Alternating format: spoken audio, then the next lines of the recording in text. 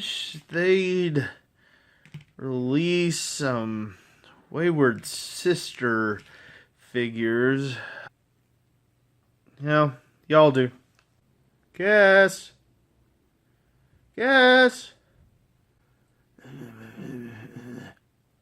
What? I think something's wrong. Die.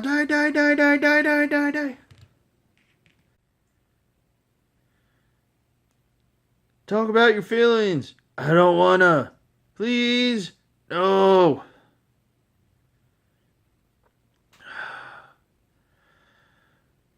Okay, so...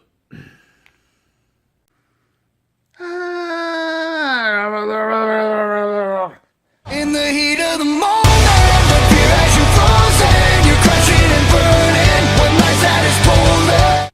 So, I see this episode was called The Scar. Really shouldn't have been called Wayward Sisters 2 Electric Boogaloo. Yeah, I don't mind, since I like some of what the spinoff was trying to accomplish. Since that episode, I actually assumed that all the mini plot threads from it were just going to be dropped and ignored, but it turns out, no, they are going to try and wrap up some of what that episode did. And this is why, even if I give them shit, I can't hate on Dab too much.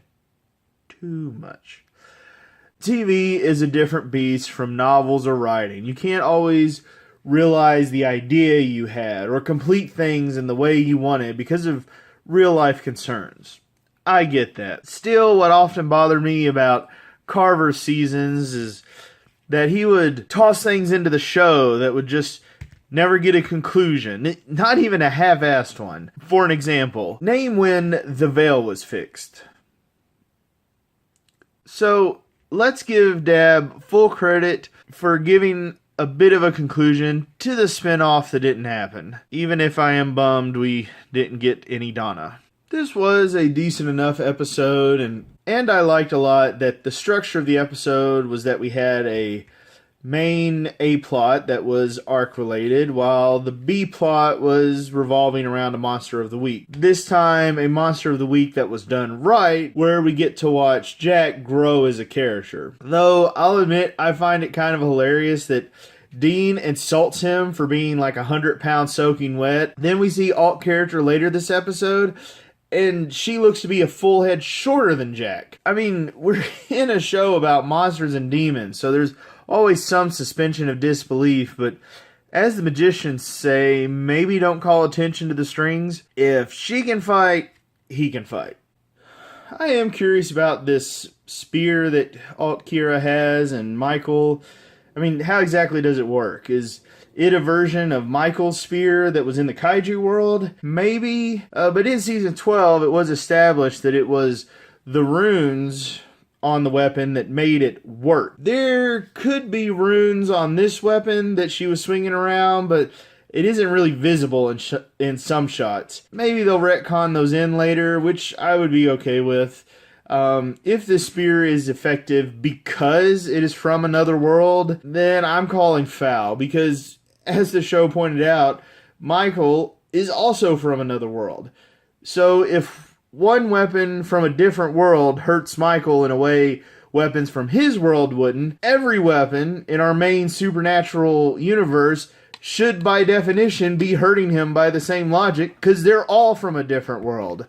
Maybe there's some lore excuses they can put in here. I'm going to be kind of curious to see if they bother explaining this, or if they're just going to leave this to fanon to invent. The Dean Sam stuff, it was solid, though again it bugs my instinct as a writer that they don't even bond or talk over this feeling of being used. I mean, Sam has gone through what Dean has twice. It would have been nice to see him kind of use that experience to draw out his brother's pain and help Dean heal. You know, like, hey, I know what it feels like, but we can get through this, you know. And I also like that Alt Kira called out some of Dean's behavior. Seems like a few of us fans have been kind of yelling her words at the screen the last couple of seasons, so it was nice to finally see these words break through into the show itself. I mean, don't get me wrong, I don't mind flawed characters, or Dean messing up, or him making mistakes and misbehaving, but I do mind when the story and the characters ignore it. Dean doesn't have to be a saint the next episode either, but a visible effort that he's trying to improve would be appreciated.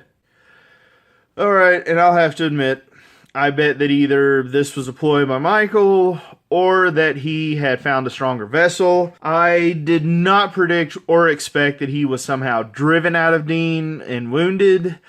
So I will give the show some credit for surprising me and admit that I was wrong. So whoever bet against me, you guys won this round. So yeah, completely miscalled that.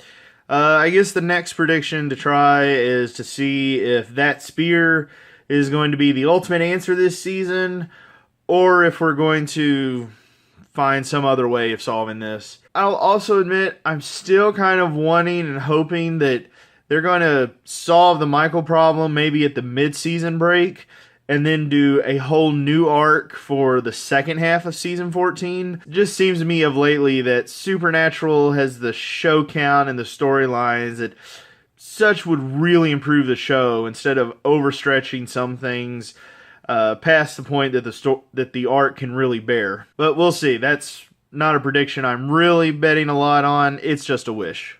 So I'm giving this episode a final rating of 3+